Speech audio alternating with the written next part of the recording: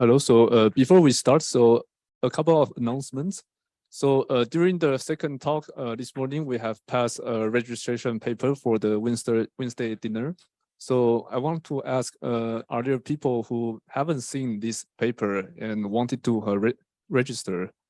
Yeah, apart from the speaker. So everyone already see this paper passing through. Okay. And the second announcement is that for the banquet this evening, so we will go. So if you already know the place, you could go there by yourself, or so at 6 p.m. we will go depart from the hotel and either on foot or by a taxi. So we will see. Yeah. So if you want to join us and go together, and we will meet at 6 p.m. Downstairs at the hotel. Yeah. Thank you.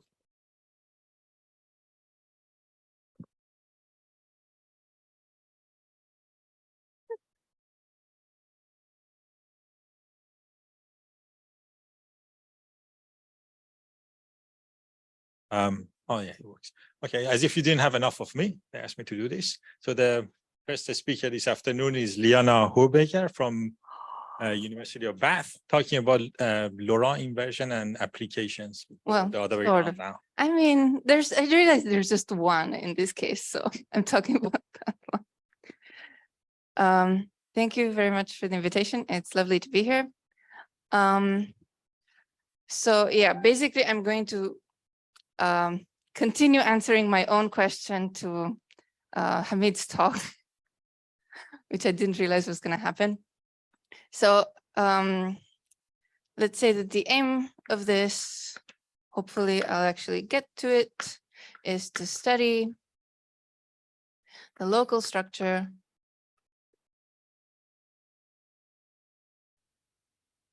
of the moduli space of k-poly stable three-dimensional Fano varieties of anticanonical volume 28 around a toric variety, which is k-poly stable of anticanonical volume 28, which I will denote by XP735, which is just a toric variety associated to a reflexive polytope in a list of reflexive polytopes with index 735, whatever. So yeah, let me say that this is K polystable toric Fano. It has 4 ordinary double points. Okay, so I'll study a specific component of this, and this will come at us in 2 parts. So part 1 is build an explicit, this is the Laurent Inversion part, explicit algebraic deformation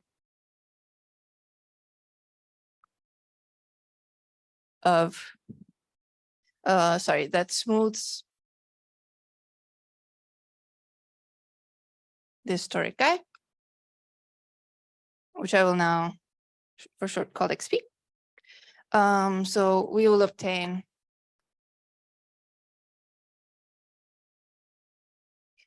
the smooth Fano threefold of degree 28 and Picard number 4. Okay, this is part of the 105 families. It's also k-poly stable. And in part 2, I want to obtain that the connected component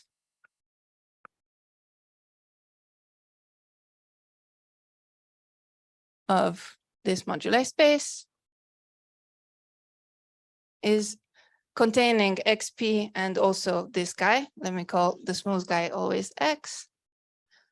So the connected component around this guy that contains X is a rational surface.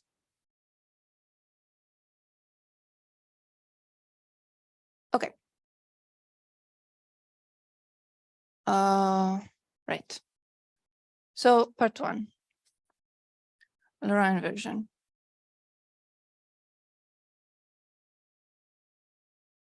So there is a way to describe, we are actually interested in the smooth variety, and we are using these toric degenerations to find out more about it.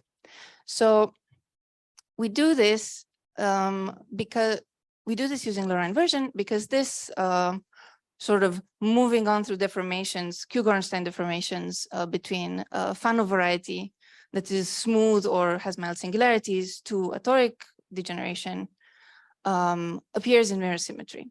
And this is what we're going to use here. So this appears as part of the mirror symmetry program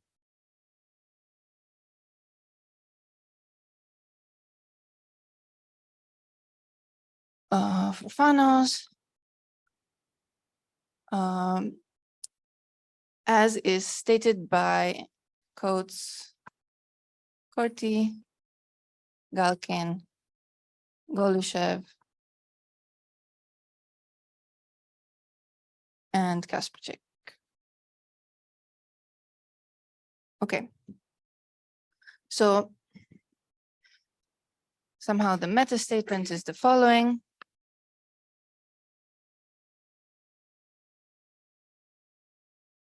There is a one-to-one correspondence between Fano varieties of dimension n.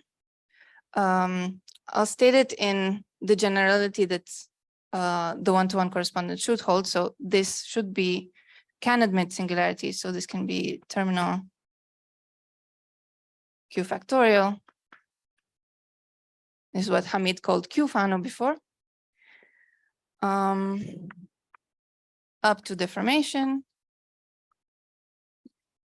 This is in a one-to-one correspondence, which is called the Fano-Landau-Ginzburg correspondence. Sorry, put this.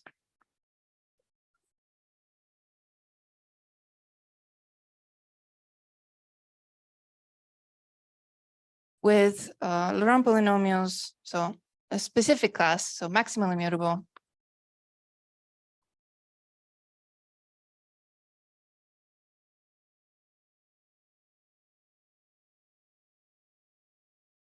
In n variables.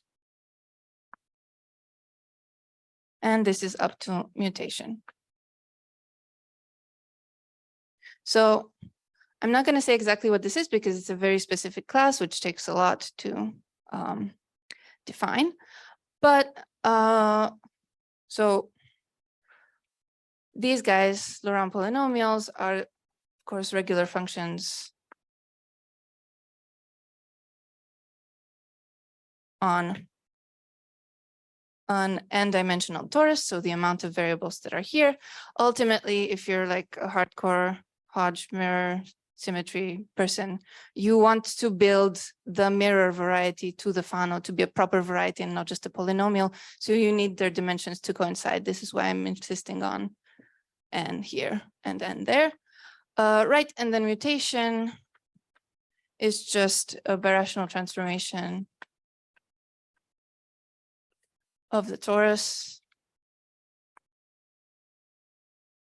that, so a mutation of a Laurent polynomial is a birational transformation of the torus that sends a Laurent polynomial or this Laurent polynomial to another Laurent polynomial. Okay, this is the shortest version I have for this. And also I said the word birational now, so I'm definitely fitting into the conference. I don't have to think about it too much. Okay. So sure, this is kind of abstract and doesn't look like anything, and we want a toric degeneration. So let's try to see a bit more geometry coming here. So if you take a person here, I again admit that I did not give you the definition, but say I take a maximally immutable Laurent polynomial. The way you get, I want to get to a toric variety that I can deform there. So the way you get to a toric variety is by constructing its Newton polytope. Okay, so Does everyone know how to do this? It's been mentioned in one of Dan's talks, but maybe you don't.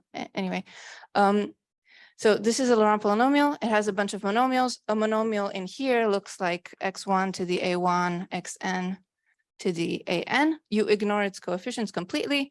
A1 and an are just integers, okay? And then you map each of these monomials into the point a1, an in z to the n, okay? Now you have a bunch of points inside of a lattice and you take the convex hull of that. That convex hull is the Newton polytope. Since you're choosing a specific type of polynomial, the polytope that results here, which I will call P, is a Fano polytope.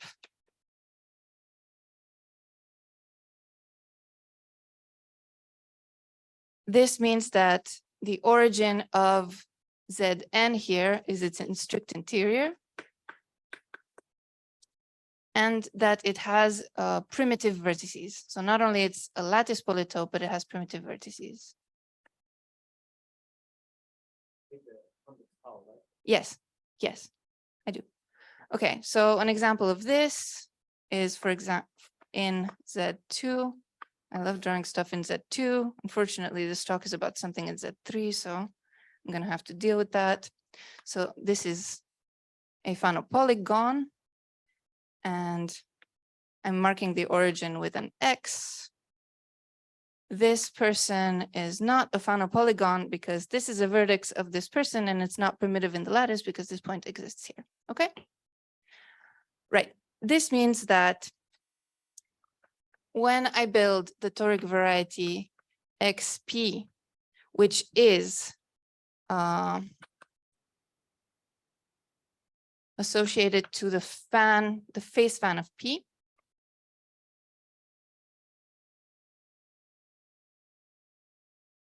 i.e., again, I have a bunch of vertices here. I simply create the fan that unites the origin of the lattice with its vertices.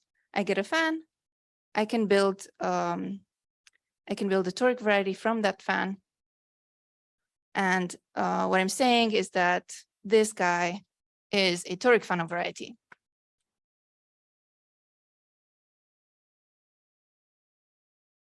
Okay. Oh, I completely forgot to say, sorry, guys. This is since I want to arrive at this result, this is joint with Andrea Petracci. Shameful. From something that appeared at the beginning of this year. Okay, so I have my toric variety, but it's possibly very singular.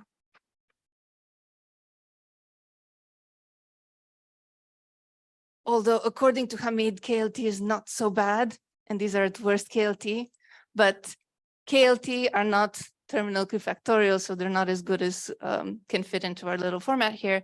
So the aim is to try to smooth XP or try to degenerate a Fano variety in order to find its mirror. You go either way. Okay, so this is a Q Gorenstein. Oops. Deformation. Okay. Ow. Sorry. Should not have worn this. Right. So what's known so far? Okay, so this is not too singular, sometimes smooth. In our case here, it will indeed be smooth. Okay, so what's known? So this is conjectural, but the people over there, found the mirrors to all smooth Fano threefolds. Okay, so this is known for smooth Fano threefolds. And what we are going to talk about is going to be a smooth Fano threefold. But in general, what I do at least is try to exploit this correspondence here to build as many Fano varieties as possible. Today, we're going to exploit this correspondence in order to study the K-moduli space. Okay, even though we know who this person is and we know who this person is. Yeah.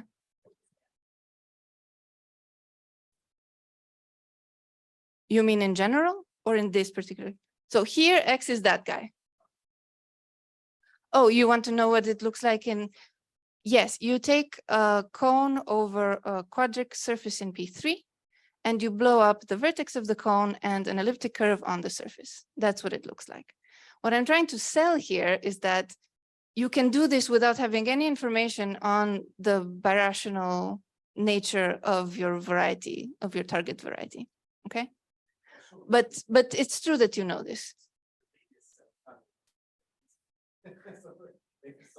Oh, no, but there's, no. We skipped the previous ones because they were not k-poly stable. Like Hamid said, there's not that many toric varieties that are k-poly stable. So yeah, this is a very, very nice polytope. Okay. Mm-hmm. You can have different degenerations, but once you mod out by these guys, you're fine.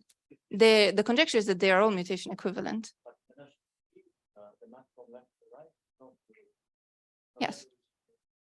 I mean, the problem is you don't have all of the polynomials in the world. You only have polynomials associated to certain types of polytopes that are finite lists, right? I mean, yeah. Okay, it's a bit hand wavy, but fine. Oh, 15 minutes, great. So I have done half a page. So again, we plan to exploit this a little bit. What is known is that if so when x, so we know sort of how to go from left to right, okay? If x is of a specific type. So when x is a complete intersection in a toric variety,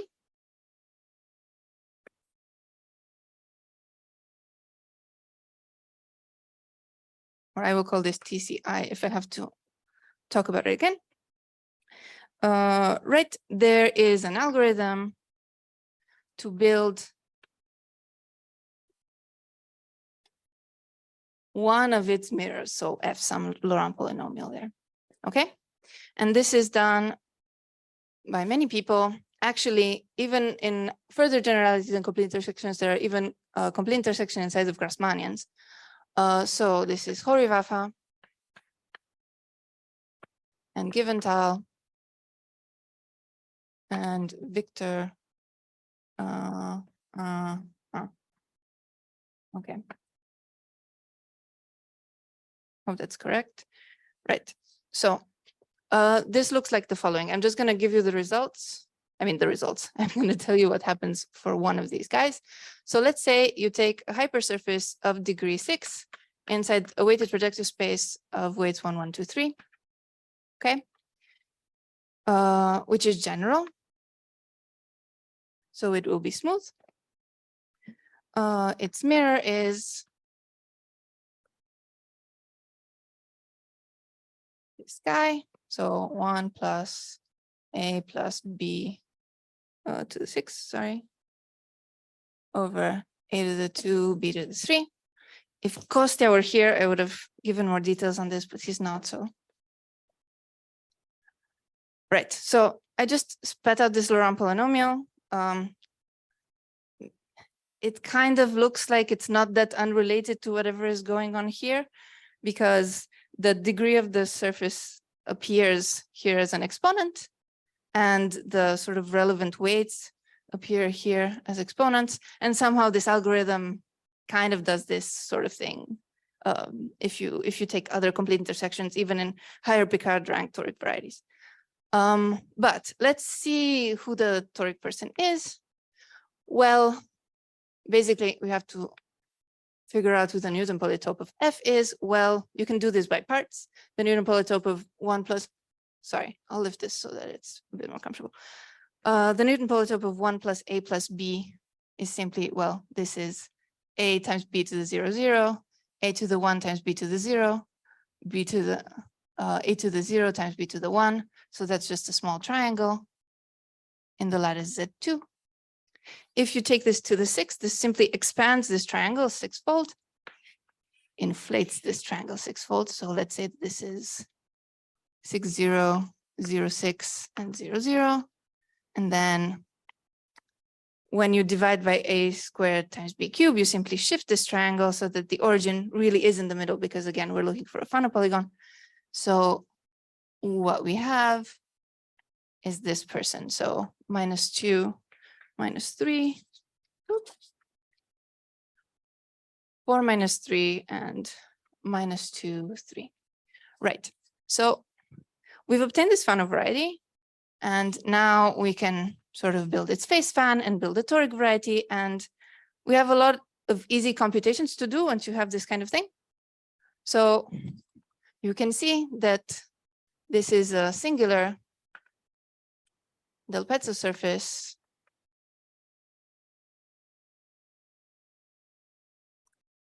of anticanonical degree 1. Okay. Right. Something else I want to say about this before we move on to reversing this is that if this ambient space was of higher Picard rank, so basically you have more C-star actions here that interact in different ways, then what you would have here would be more pieces that kind of look the same and have the same shape, and then you would have to take the convex hull. Okay, this is useful for a little bit later, maybe. Okay, so now we have to look at all of this thing that's already known and try to figure out how to go the other way. Hence the word inversion over there. Okay, so let's do that.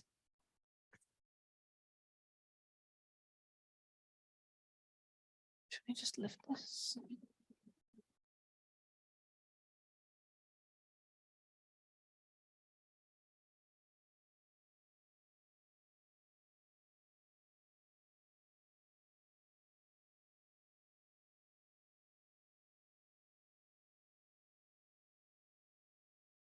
Okay, so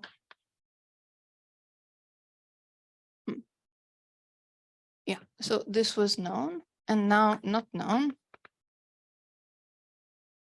How to get from a general XP to X, and whether you can do this. So the idea is to reverse engineer what we just did.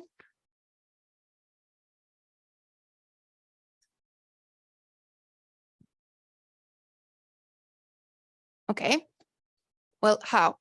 If you look at X6 in P1123, you notice that it's also a Del Pezzo surface of degree 1, but which is smooth, right? And what you know about Del Pezzo surfaces of degree 1 is that they all actually embed into P1123. And so somehow behind all of this construction, there was a sort of master toric variety that everyone was a section of. So that's what we're trying to do here. So you start with the toric variety, you embed XP, so start with XP, and embed it in a larger dimensional toric variety. Let's say Y. Now, the toric variety Y will have some Cox coordinates. So you'll have some, if you do this and you manage to do it as a toric complete intersection, you will have some line bundles, and in particular, some equations for XP inside of Y. And now all you need to do in order to build a deformation almost automatically is to find a general section of those line bundles. And if you're lucky with whatever this construction is going to be, that section is going to be smooth or as smooth as you would like. Okay, so that's the idea. So, and smooth it there.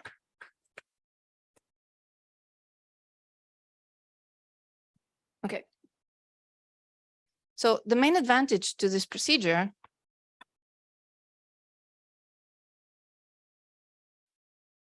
to just this procedure, not the topic of this talk, is that you don't have to know anything. So no information required.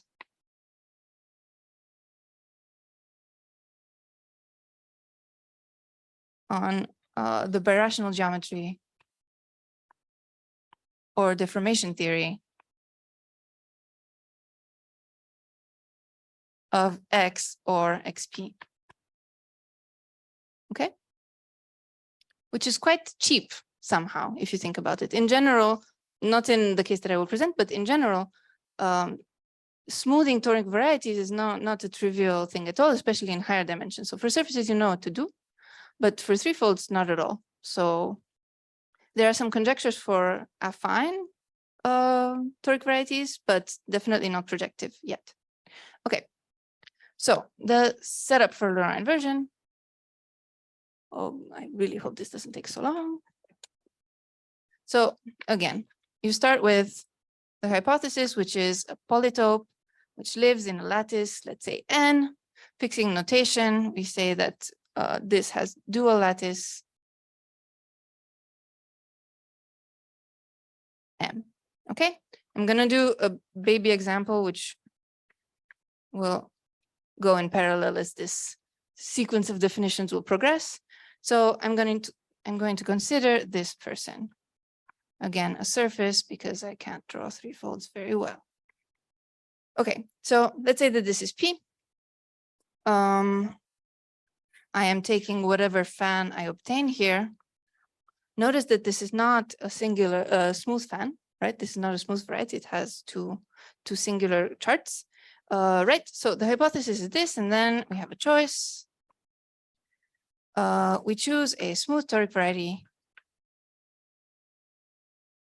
variety Z, whose fan lives in M. And whose dual lattice is N. So this lattice here has a dual lattice, and inside of this dual lattice, we choose a fan. So in this baby example, I will choose the fan to be the fan of P2. So this is the fan of P2, generated by 1, 0, 0, 1, and -1, -1. I will put numbers on these rays. So this is row 1, row 2, and row 3. Right. And now some definition. So another choice of a scaffolding of P with shape Z, right, is a collection of torus invariant Neff divisors on Z. So I'll call this collection S, and I'll call these divisors D1 to DK, such that P is the convex hull of the polytopes associated to D1 and DK. Okay. In the example continued, I will choose D1 to be C1 plus C2 and D2 to be C3, where CI is the divisor associated to the rays row I. Okay, this is all very bizarre. I don't know, the first time I've seen this, I was very confused. Because it's a lot of left and right already here. It's kind of weird to consider fans in two different lattices. Like usually the fan lives in one lattice and the moment polytope lives in the other lattice, and then that's it. But hey, it's mirror symmetry, so you're kind of stuck with this. Right, so let's see exactly how this makes sense. So these are two divisors that are divisors on Z, okay? D1 and D2. So the polytopes of their sections, basically these PD1 and PD2, will live in the dual lattice to the one where the fan of Z is. So they will both live in here. There is a canonical way to write them if you know a bit of toric geometry, which is you take the coefficients of C1, C2, and C3, and then you take the how to say this, the supporting hyperplanes and the half spaces that are dual to row 1, row 2, and row 3 in here, you intersect them and you get some polytope. So in particular, let's see, I guess it's easier for this C3. So here the coefficients of C1, C2, and C3 are 0, 0, and 1. So you take the supporting hyperplane of the orthogonal hyperplane of row 1, you put it at height 0 here, you get this guy. Take the supporting hyperplane of row 2, you put it at height 0 again, you get this guy. You take the supporting hyperplane of row 3 and you put it at distance 1 from the origin. So you take this diagonal person and you put it here. Now, if you intersect these sort of half planes, there's some positivity there too, you get this small triangle, okay? It's pretty basic. Now, if you do the same with D1, you will get this guy here, okay? So this is P D1, sorry, D2, and this is P D1, right? So now it makes sense that if you choose certain coefficients for your divisor, they are bound to sort of fit inside of this polytope if you choose them well, and if you choose Z well. So what I'm saying is that yellow stuff over there on the other board is a scaffolding. Okay. So now, maybe on the other board.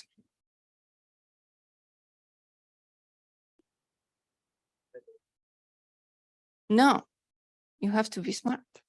It doesn't, I mean, no, the theorem is that if Z exists, I mean, okay, fine. You can take any variety here if you want and just use points, right? Just points are sections of divisors, certain divisors, and you can choose the point such that the convex hull is that. But, so remember, you're supposed to obtain an ambient variety. So if you do this in a stupid way, you obtain an ambient variety that is not well formed, for example. So the answer is any kind of Z will produce an embedding, but it's not going to be an embedding that you want. You have to do it in an auspicious way somehow. Okay. There's no ambient variety yet. No, that's what I'm going to talk about in a sec. Okay, so why? So when you think simply about Z, you don't think about X for a second. You can build its divisor sequence, which is just a sort exact sequence.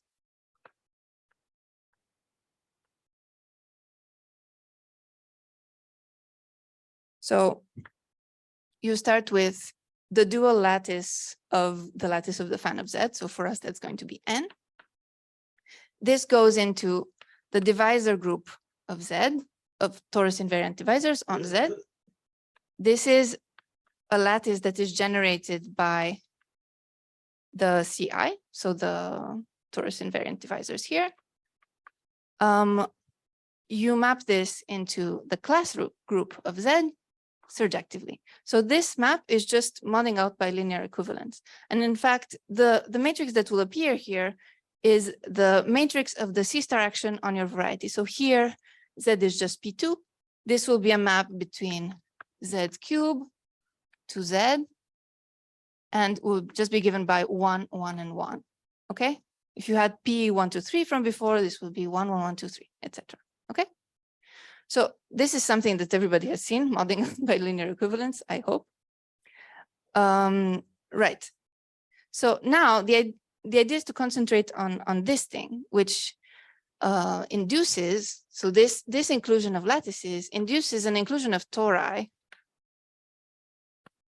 where you take n tensor C star. So that's going to be also known as Tn. So the dense torus in XP that you obtain from the lattice N.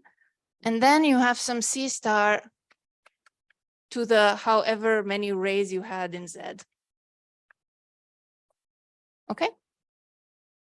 So now the goal. So, okay, what I'm saying is that just by considering this Z person, you've already embedded the dense torus in your variety XP inside of another torus, which is larger. The number of rays here is always going to be larger than the dimension of the lattice that it's in. So 3 is always going to be larger than 2 in particular.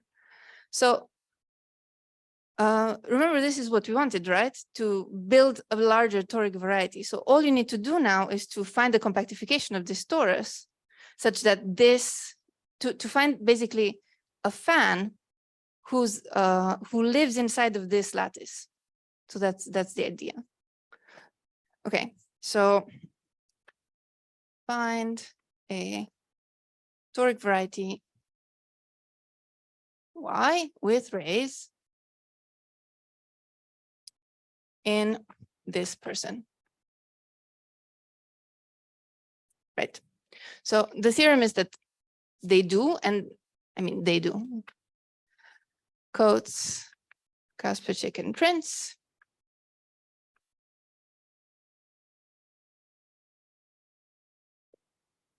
Find the toric variety, and they prove that it gives an embedding. So they build such an X, oh Y, sorry, such a Y with rays of its fan. So again, the rays, I will see them in this basis of the CIs. So I'm just going to say that its rays are the generators of CIs. So I'm abusing notation here, and minus the DIs. So remember, we chose a bunch of other divisors here, but they were already like in the divisor group, obviously. So they are also elements of this ambient lattice here, which I don't know where, of this ambient lattice here. And simply you take other rays that pass through these points. Okay, let's see what happens for our example. So in our example, maybe so the fan of Y has rays. I'm going to assume I'm in the basis of CI, so I'm just going to write, I'm going to identify that guy with that Z3. So the rays are going to be just a basis of Z3, whatever, and then minus DI again in that basis. So DI is here. So I have, I'm going to put it here just to cheat, -1, 0, and 0, 0, -1. Okay. So I have a three-dimensional Fano variety, a three-dimensional toric variety whose rays are these people. And if you draw this fan, you notice that in the Z = 0 hyperplane, you have this fan, which is the fan of P2, which I drew a bit slanted over here. And then you have two other rays that point up and down in opposite directions. So in general, there is some ambiguity with Fano varieties of dimension 3, like it depends on what their cones are to be able to say who they are. But in this case, there is no ambiguity, and you can say that here what you have built is P2 cross P1. Okay. Right. So their theorem says more than, I mean, I wrote a very, very minimal version of whatever that says. So in particular, you find that XP, remember we were interested in these guys, and X, so no, let's start with XP, is a toric section of O to 1 here. So now you have ambient coordinates here. It's very easy to write what a general section of O to 1 on P2 cross P1 looks like. And then it's very easy again to determine that X, a general section, is actually the Pelto surface of degree 5 in there. From the equation, you can see that it's a blow up of the intersection of two conics. That's 4 points on P2. Okay. So, right, what was I going to say from here? Yeah, that in this particular case, we could have realized what the result was going to be by just looking at the polytope directly. Because in dimension 2, you know exactly which affine cones are going to smooth. And then you know that you can glue every local deformation into a global deformation. So in particular, since these are A1 cones, so a half 1-1 quotient singularities, you know that these are so-called T singularities, so singularities that you can smooth. So once you know that, and you know that the kind of deformation that you build like this will maintain constant the degree in the family, all you have to do is compute the degree of this person. You know you will arrive at a Del Pezzo surface. So you compute the anticanonical degree of this. You know it's 5. You know this is smoothable. You will have to find the smooth Del Pezzo surface of degree 5. Okay? Okay, I'm going to move on to the next part. So do you have any questions on this? And if you don't, and if you zoned out, it's okay. The next part will have nothing to do with it. Okay.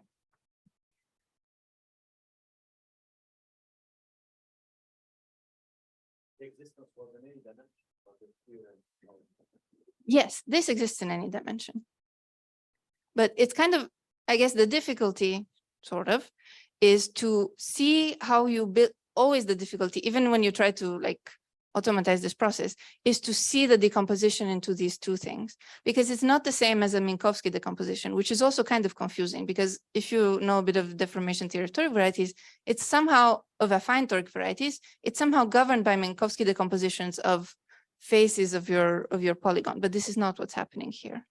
So yeah, it's really a bit mysterious, and it's surprising how well this procedure works, given that it's mainly just a reversal of something that is well known and well proven. Okay.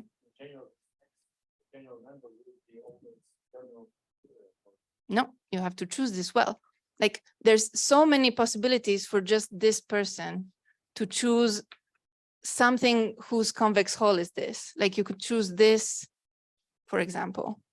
And in some sense, this is not a good one, because you have to, the decomposition has to somehow respect the coefficients of the Laurent polynomial, which is something I completely brushed under the rug. But the coefficient of the Laurent polynomial here has to be 2. And somehow if you hit it with just this line, this will be just 1. Anyway, there's a lot of like little subtleties here. But yeah, not everything will give the correct one. And in any case, yeah, it's very interesting to think of what you should do to optimize this, or how you could optimize this. Anyway, but it's definitely doable, and it's doable even by people who don't need to understand like all of the, I don't know, complicated considerations there. Anyway, right. So moving on to the example of our other polytope, our 3-dimensional one, which I will now hopefully not spend too long drawing. So 735. Right. So this is a very symmetric, kind of rarely symmetric 3-dimensional polytope.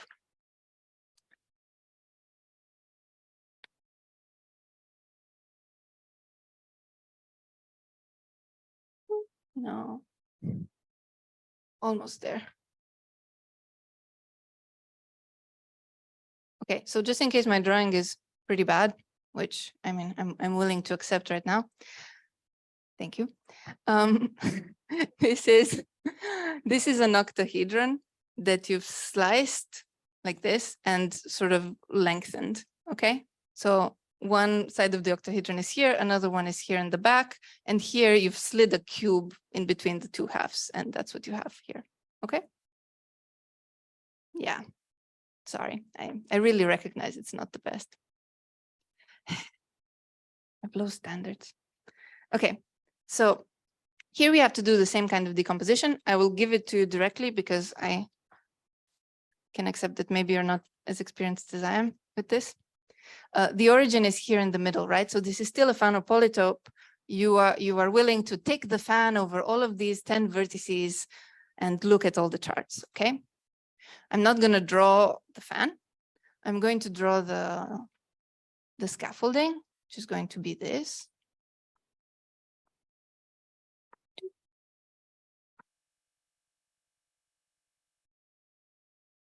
It's really not very beautiful. But anyway, so I took a sort of half a chunk of the background person, and then this, and then this. So it's 3 struts. Oh, wow. One looks like this guy.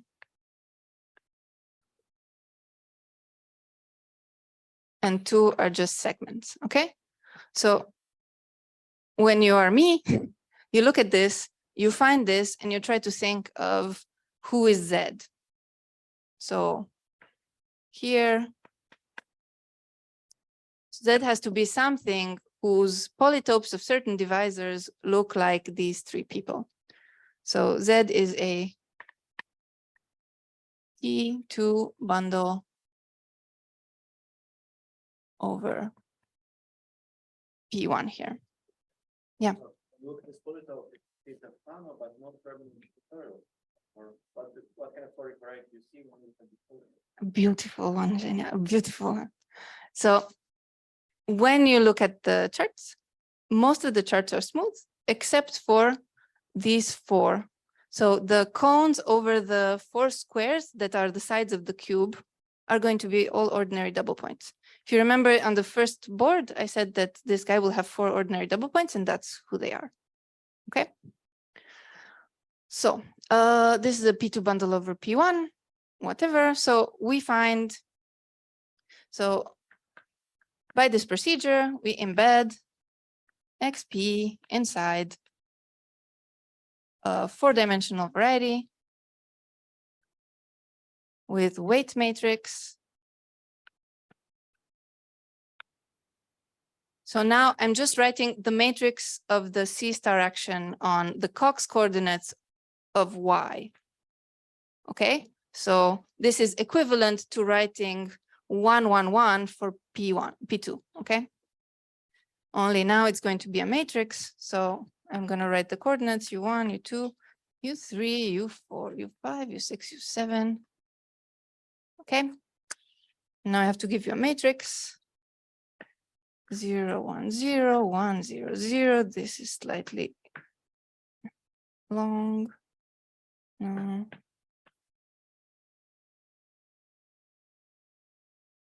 and 0, 0, 1.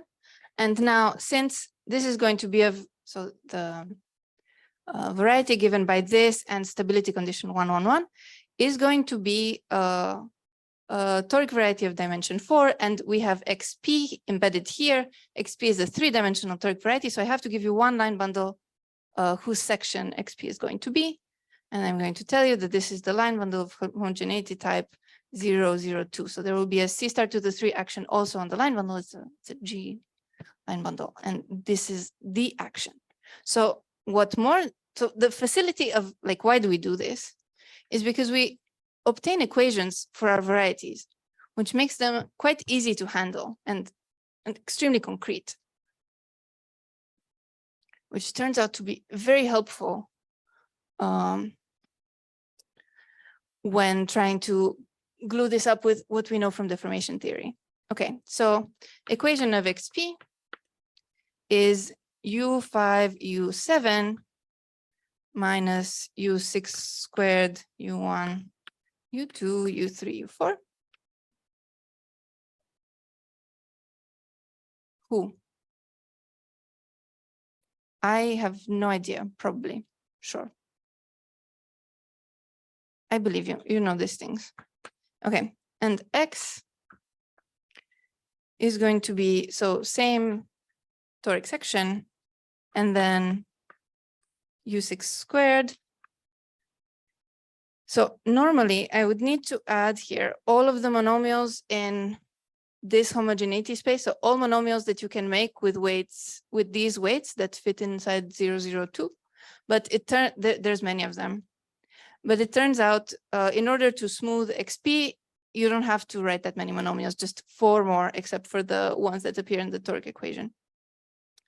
U2 squared plus C2, U1 squared, U4 squared plus C3, 2 squared, 3 squared plus. Should have written this like on that board before this, would have saved me a lot of time. Okay. So these CIs are just coefficients in C, general coefficients, they're not zero. Okay. So as I was saying, the theorem that we obtained after getting this is that the reducible component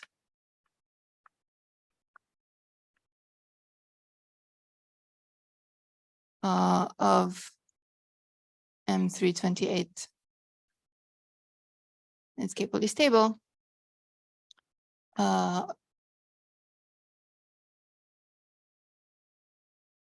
around XP and containing this is a smooth, is a rational surface, sorry.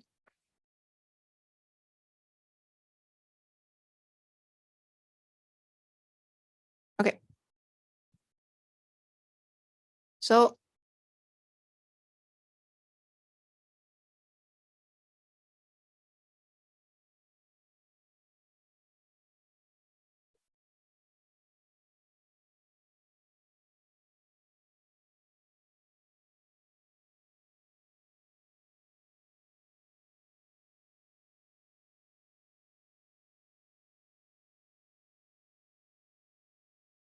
let's see the idea of the proof. So you see X and XP as fibers of a deformation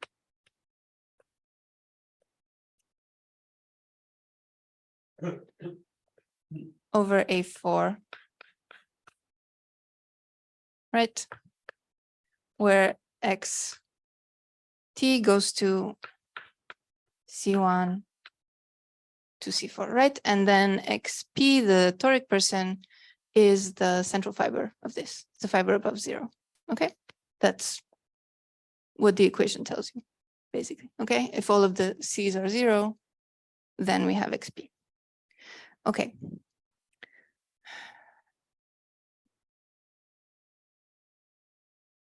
So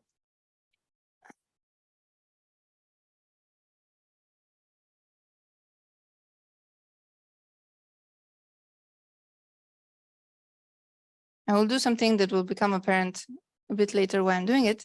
So XP is K-Pauli stable, which for toric varieties is the same as K semi-stable, which is an open condition, which means that I can find a neighborhood inside of A4 here, an open set inside of A4, a neighborhood of the origin, which I will call W, such that I can build a subfamily of chi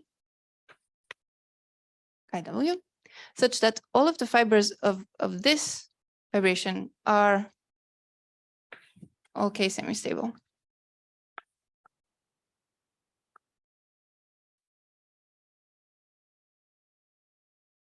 Okay. So now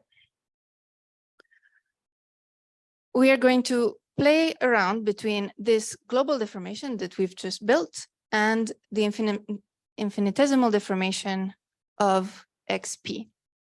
Okay.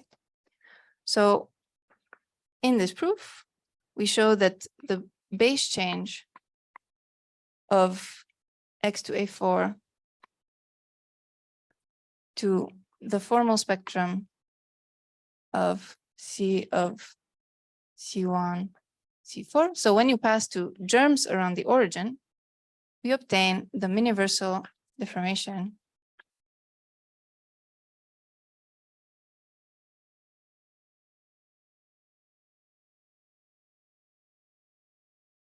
of XP. This I will denote by def XP. Okay, so this is well known because P is very easy. So remember when I told you that deformations of toric threefolds are difficult? Well, they are difficult except for cases where the polytope is extremely simple. So here, since X only contains 4 ordinary double points, plus some calculations in cohomology that were done by, I guess, Andrea and Anne-Sophie. I don't think it's in our paper.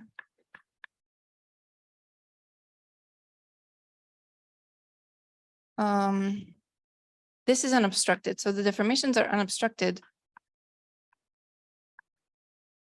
In other words, I can glue the local deformations on each chart to a global deformation of XP. So I can say that this is isomorphic to the deformations of U1 times U2, U3, and U4.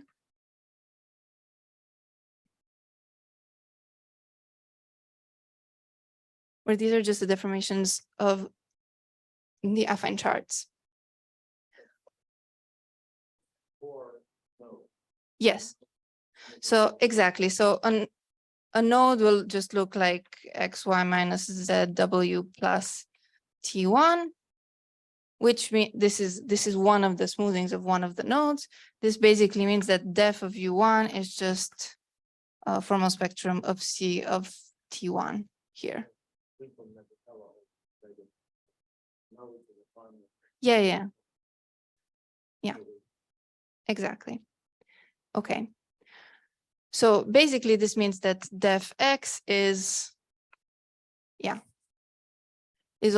finite spectrum of T1 to T4, and the technical part of our paper basically identifies this, makes an isomorphism between these T1s and these Cs over here. And they will not do this now because I have 2 minutes and like there's no way this is going to happen. But anyway, this is kind of the idea. And now, oh, maybe I'll do it here. Sorry about the moving.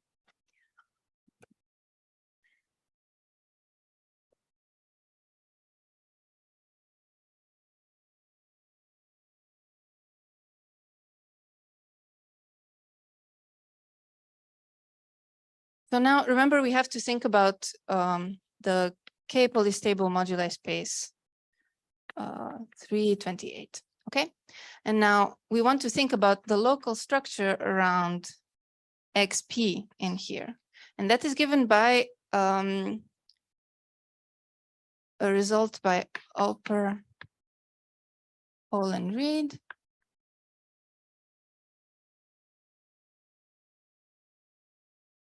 That tells you that this local behavior is governed by the action of the automorphism group of XP on the deformations of XP. Okay. This is part of something called the Luna et al. Slice. What is it? Theorem. Yeah, thank you. I was thinking of sequence or something, but yeah, of course. Well, that compares this moduli space with this moduli space. So the K semi-stable moduli space, which is a stack. So above here would be sort of the stacky version of whatever this is. I'm not very good with stacks. Hopefully Dan isn't here.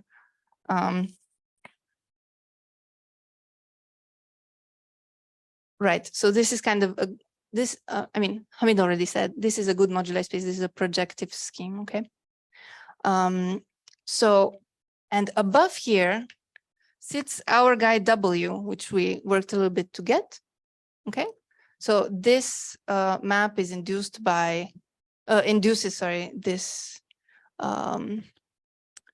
this deformation, and above this is simply def XP, which completes this map. So this is just this polydisk of dimension 4 that we have. So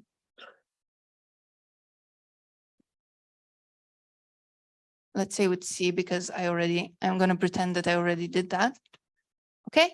And now all you have to do in order to understand this behavior locally, basically what this is telling you is that the composition of these two maps, which is going to be a morphism of projective schemes, is dictated by what is happening here. So all you have to do is track down the behavior of the automorphism group of the polytope on each infinitesimal deformation here.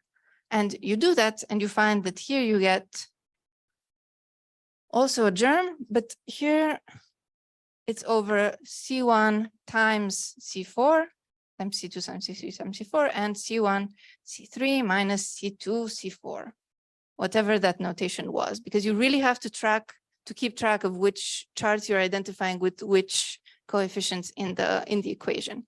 Okay, so this is a two-dimensional surface here.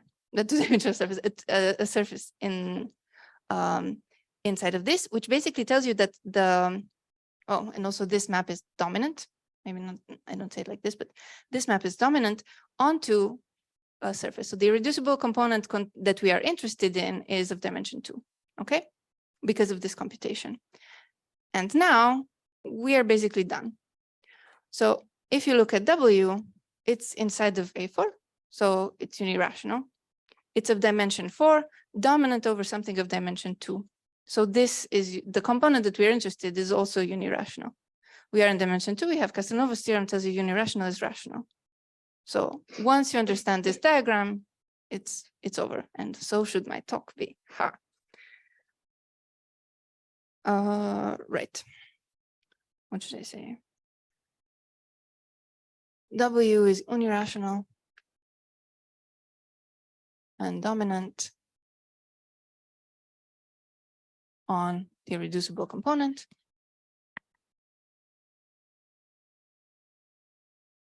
Containing XP.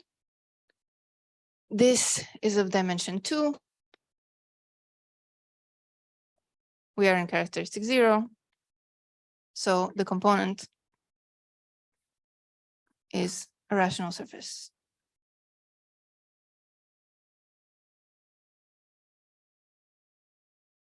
Okay, and I think we're done. Thank you for your attention.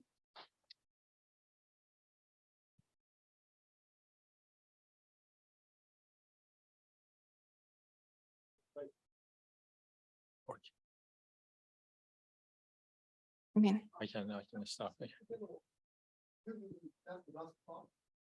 Sorry?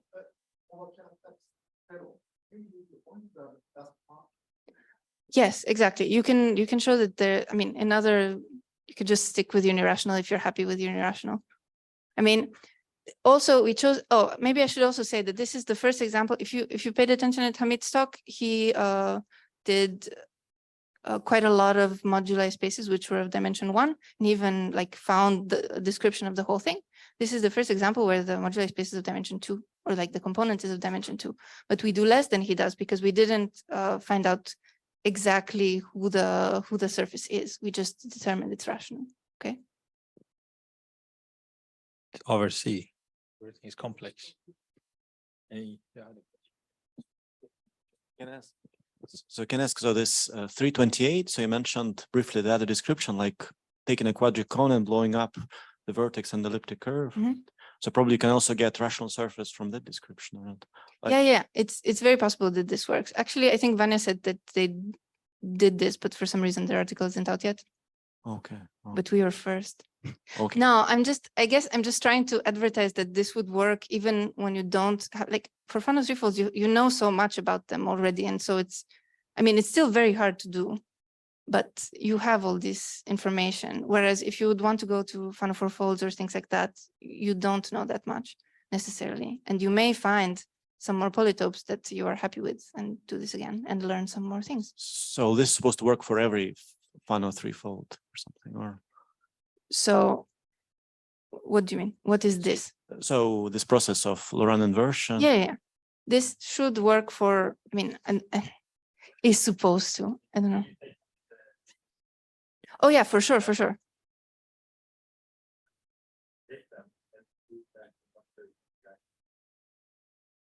Well, you have to start with, don't you have to start with a k-polystable one? Yeah, you have to find a. Gave us some sort of recipe for XP, but it's a little bit ad hoc, but someone has to sit down and do this XP. So you start for each family, you find XP, and then you do the game of finding the right Y, the ambient space. And then probably the hard part is again to do this analysis of the versal deformation. The mini versal deformations are coming from the same variables. That's But once true. you have done this, the rest is just follows from this same diagram that the modular is unirational. In every case, the modular should be rational, but Yes, still, but you want this modular space to be rational, right? Yeah. Not something else. But Yeah. so you have to have a k-polystable person in order to do so this. amongst But there's those not that many 87 k-polystable 87, like, right, toric degenerations of them. Wait, that's what I mean. So Okay, then yes, if you do this for, if you don't insist on k-polystability, then yeah, for sure. what else? So yeah, it should be. Presumably they become abstract, right? Yeah, exactly. Like it's not, Yeah, yes, if you leave the tricky part, like he polynomial- said, is to figure out how to fit the infinitesimal deformation theory into this. yeah, for global for thing. K moduli, you have an obstruction, so that's why it should work. So the K moduli of smooth Fano treefolds is unobstructed. So Oh, yes, but in your case, of course. Yeah, Of course. yeah, do you start with? Yeah. Any other questions? Okay. No more questions. Let's thank the speaker again.